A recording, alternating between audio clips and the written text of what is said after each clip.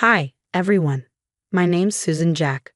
I'm a 28-year-old marketing executive at Sterling and Brooks, one of New York's top firms. On the surface, my life seemed perfect. A thriving career, a loving husband, and a future full of promise. But everything unraveled because of my in-laws. You killed it in that presentation today, James said, wrapping his arms around me as I stirred a pot of pasta. That's my husband, I thought, smiling.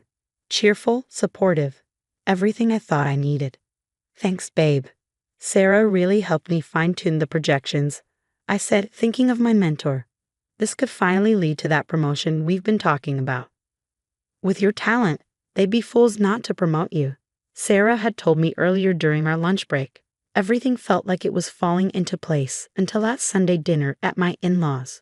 Patricia, my mother-in-law, sat at the head of the oversized dining table, her sharp eyes locked on me. So, Susan, darling, she began with a saccharine smile. I hear a promotion is on the horizon. The salary bump must be substantial. Mom, that's not really appropriate, James interjected weakly, fiddling with his fork. Oh, hush, James. We're family, Patricia said dismissively before turning back to me. Speaking of family, Emma here has a brilliant business idea. Emma, my sister-in-law, perked up. It's a luxury pet accessories line, very exclusive. I just need some startup capital. Family should help family, Patricia chimed in. George, my father-in-law, nodded silently as always. I forced a smile. I'll have to think about it. This wasn't their first pitch. Last month it was a yoga studio. Before that, a juice bar. Each venture failed spectacularly within weeks. Back at work the next day, I was distracted, my mind racing. Everything okay? Sarah asked, noticing my distracted state. In-law drama, I admitted. They want me to fund another one of Emma's business ventures. Careful, Sarah warned. Start setting boundaries now, or it'll only get worse. But Patricia didn't understand boundaries. She started showing up at my office unannounced. Just happened to be in the neighborhood, she'd say loudly, ensuring my colleagues overheard. Thought I'd see if my successful daughter-in-law could spare some time for family. The whispers started. Must be nice having rich in-laws, a coworker muttered. If they only knew. That evening, as I reviewed a quarterly report, my phone buzzed. Emma, hey sis, about that investment. Mom says with your new promotion you could easily spare $50K. Family helps family, right? I showed the message to James. Maybe we should help, he suggested hesitantly. You know how Mom gets. James, this is getting out of hand, I said firmly. Your sister needs to stand on her own feet. Their family, he mumbled, avoiding my gaze. He fidgeted with his wedding ring. Something wasn't right. Susan, we need to talk, James said later that night, his voice trembling. I put down my laptop. What's wrong? I messed up. I owe some people money. A lot of money. My stomach dropped. How much? 200,000, he whispered, avoiding my eyes. What? I've been gambling. It started small, but it got out of control. Mom's been helping cover it. But now, the loan sharks are threatening me. Mom said you could liquidate your retirement account. It's the only way. I stared at him, speechless. The next day, Emma cornered me at the office. Mom says you're being difficult about the papers. We need access to your accounts. It's for James's protection too, she said with a self-righteous glare. Get out, I snapped. And don't come near my workplace again. Out of the corner of my eye, I noticed Jessica, my office rival, eavesdropping with a sly smile. That evening, I received a bank notification. James had tried to add Patricia as a joint account holder. Furious, I confronted him.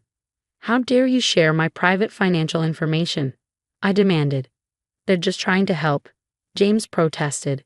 Emma's business plan is solid this time. If you just... No, I'm not funding another failure, I said, my voice shaking. This stops now. The next day, Patricia was back, this time stationed near the accounting department, her voice deliberately loud. Such a shame about Susan. Always wondered how she could afford that new car, Patricia said, with an exaggerated air of concern. You know what they say about sudden wealth. Later, I overheard Jessica chatting with Emma in the cafeteria. Your sister-in-law handles some pretty big accounts, Jessica said, her tone conspiratorial. But those numbers, they never quite add up. My hands shook as I called Sarah. They're trying to destroy everything I've built, I said, my voice barely steady. Document everything, she advised. Every visit, every conversation. And Susan, check your personal accounts. Now. I did. My stomach dropped. Someone had tried accessing my retirement account 3 times that week. Monday morning, an email from HR hit my inbox. Subject: concerning reports. Mrs. Jack, we've received anonymous complaints about aggressive behavior, mishandling of client funds, and emotional instability. Please arrange a meeting to discuss. I knew exactly where this was coming from. Minutes later, my phone buzzed with a bank alert. Joint account transfer, $45,000 to external account. Heart pounding, I called the bank. Yes, Mrs. Jack, the representative said. Your husband made the transfer this morning. As a joint account holder, he has full access. I rushed to the bathroom, fighting back tears. That's when I overheard Patricia's voice echoing down the hallway, speaking to my biggest client. I hate to say this about family, she said in a hushed tone that carried, but we're all worried about Susan's episodes. The mood swings, the erratic spending. James is at his wit's end. Before I could confront her, chaos erupted in the conference room. Emma burst into my presentation, tears streaming down her face. How could you? After everything we've done for you, she wailed. You promised to help with my business. I took out loans based on your word. Now I'm going to lose everything. My clients shifted uncomfortably as security escorted her out. Across the room, I saw Jessica recording the entire scene on her phone. Within hours, the video was circulating through office email chains. That night, I did something I'd never done before. I went through James's laptop. Buried in his emails, I found the thread that shattered my illusions. Patricia, Susan's up for that promotion. Once it's official, we can start phase 1. Emma, you know what to do with Jessica. James, don't worry, baby sister. We did this with Rachel too. She never saw it coming. Rachel, James' ex-fiancée. I'd always wondered why she ended things so abruptly. It took me 3 hours of social media digging to find her. When she answered my call, her voice was cautious. Susan, James's wife, she said hesitantly. I've been expecting this call for years. We met at a cafe 2 towns over. Rachel's hands trembled as she slid an old journal across the table. They did the same thing to me, she said. First, it was small loans. Then, James's gambling debt surfaced. Patricia started showing up at my workplace, checking in. When I refused to give them access to my trust fund, they destroyed me. I lost my job, my reputation. I had to move states, but I kept everything, emails, recordings, bank statements. I've been waiting for their next victim to find me. My phone buzzed with another email from HR. Multiple complaints received regarding unprofessional conduct. It's happening exactly like before, Rachel said grimly. But this time, they picked the wrong target. I showed her my own evidence, screenshots of James sharing my financial information, recordings of Patricia's slanderous conversations near my office, bank transfer records, and Emma's staged meltdowns. There were others, Rachel revealed. 3 more before me. James's high school girlfriend, his college fiancé, even his first wife. They target successful women, drain them dry, then move on.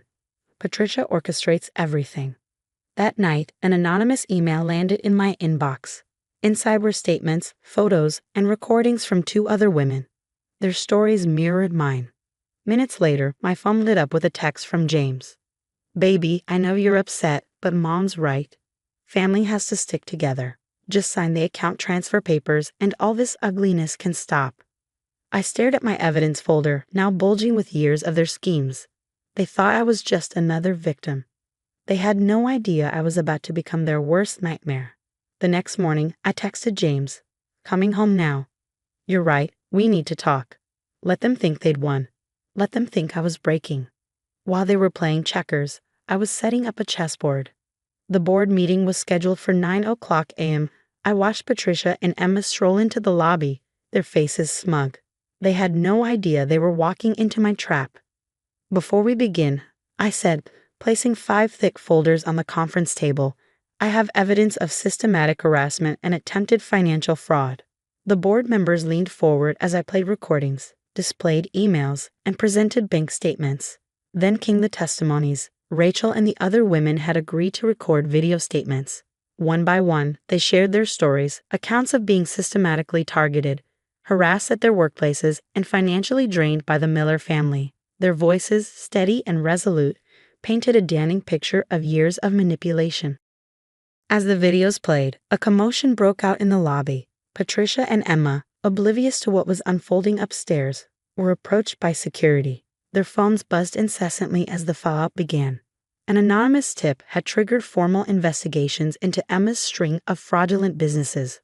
Her investors were already pulling out, furious over the revelations. "Mrs. Miller, Miss Miller," the security guard said firmly. "Please step away from the building. This is outrageous." Patricia shrieked, clutching her pearls. "I'm here to report my unstable daughter-in-law." My phone buzzed. It was a text from Rachel. "It's done. Police just picked up James at the casino. Loan sharks turned over evidence of his debts and threats." The board's decision was swift and unanimous. "Mrs. Jack," the chairperson said, his voice tinged with regret, "we owe you an apology. Your promotion to regional director is effective immediately." Later that afternoon, Emma's remaining investors stormed her office, armed with proof of her 5 previous scams. Someone had sent them court records showing she'd been taking deposits for non-existent luxury products for years. Meanwhile, Patricia's carefully curated social circle was imploding. Her country club friends began receiving emails detailing her decades-long involvement in financial fraud schemes, long predating James's gambling issues. Patricia's perfect plan wasn't just unraveling. It was collapsing in spectacular fashion. 6 months later, I sat in my corner office reviewing quarterly reports. Sarah knocked on the door and handed me a newspaper. "You'll want to see this," she said with a smirk. The headline read, "Local Family Faces Bankruptcy Following Fraud Investigations." The article detailed how James had lost everything to the loan sharks. Emma was facing legal action over her scams, and Patricia and George's assets were frozen while authorities investigated decades of financial misconduct. "Miss Jack," my assistant interrupted, stepping into the office. "There's a disturbance downstairs." On the security feed, I saw them, Patricia and Emma, attempting to force their way into the building. Their designer clothes were noticeably worn, their once luxury car now replaced by a battered old sedan. Security promptly escorted them out as they screamed about family loyalty. My phone buzzed with one final text from James. "Please, Susan, we're about to lose everything." I stared at the message for a moment before deleting it. Sometimes the best revenge is thriving while toxic people drown in the consequences of their own actions. Success truly is the best revenge. Now I have a question for you. What would you have done in my position? Would you have forgiven James and his family if they showed remorse to maintain peace, or stood your ground and exposed them despite their being family?